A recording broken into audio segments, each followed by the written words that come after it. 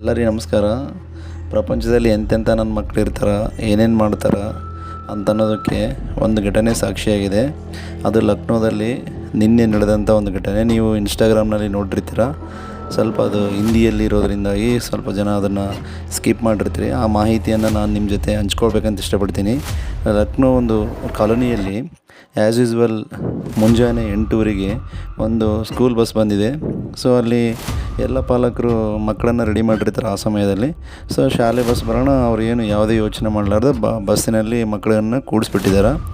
ಒಬ್ಬ ಮಹಿಳೆಗೆ ಸ್ವಲ್ಪ ಡ್ರೈವರ್ನ ನೋಡಿ ಡೌಟ್ ಬಂದಿದೆ. ಡ್ರೈವರು ದಿನ ಬರೋ ಡ್ರೈವರ್ ಇದ್ದಿಲ್ಲ ಅಂತ. ಸೊ ಅದನ್ನು ನೋಡೋಣ ಆಕೆ ಮಾಡ್ಯಾಳ ಅಂದ್ರೆ ತನ್ನ ಮಕ್ಕಳನ್ನು ಕೂಡ್ಸೋದು ಬಿಟ್ಟು ಹಳೆ ಡ್ರೈವರಿಗೆ ಕಾಲ್ ಮಾಡ್ಯಾಳ ಫೋನ್ ತೊಗೊಂಡು. ಆ ಹಳೆ ಡ್ರೈವರ್ ಏನಂತ ಹೇಳ್ಯಾನಂದರೆ, ಇಲ್ಲ ಅಕ್ಕ ಒಂದು 10 ನಿಮಿಷ ಲೇಟ್ ಆಗುತ್ತಾ ಅಂತ ಹೇಳಿದಾನ. ಸೊ ಅವಾಗ ಆಕೆ ಗೊತ್ತಾಗ್ಬಿಟ್ಟದು ಇದೇನೋ ಸ್ವಲ್ಪ ಫೇಕ್ ಇದು, ಇವರೆಲ್ಲ ಯಾರೂ ಅಲ್ಲ ಅನ್ಗುತ್ತೆ. ಬಟ್ ಸ್ಕೂಲ್ ಹೆಸರಿದೆ, ಎಲ್ಲ ಇದೆ ಬಸ್ ಮೇಲೆ. ಹಾಗಾಗಿ ಕೂಡ್ಲಿಕ್ಕೆ ಏನು ಮಾಡಾಳ, ಅಲರ್ಟಾಗಿ ಅಲ್ಲಿ ಕಾಲೋನಿಯಾಗ ಇದ್ದವ್ರಿಗೆ ಆ ವಿಷಯನ ತಿಳಿಸಿದಾಳ. ಅಲ್ಲಿ ಬಂದಂಥವರೆಲ್ಲ ಬಸ್ ಡ್ರೈವರ್ನ ಸ್ವಲ್ಪ ಹಿಡಿದು ಒಂದೆರಡು ಏಟು ಹೊಡೆದು ಏನು ಮಾಡ್ಯಾರ, ವಿಚಾರಿಸಿದಾಗ ಅವನು ಸ್ವಲ್ಪ ಹೇಳಿಲ್ಲ.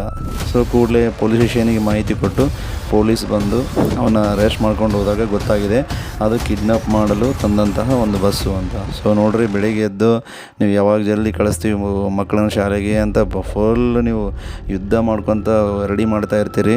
ಓಕೆಪ್ಪ, ಅದು ಎಲ್ಲರದ್ದು ಕೆಲಸ ಕರ್ತವ್ಯ ಕೂಡ ಹೌದು.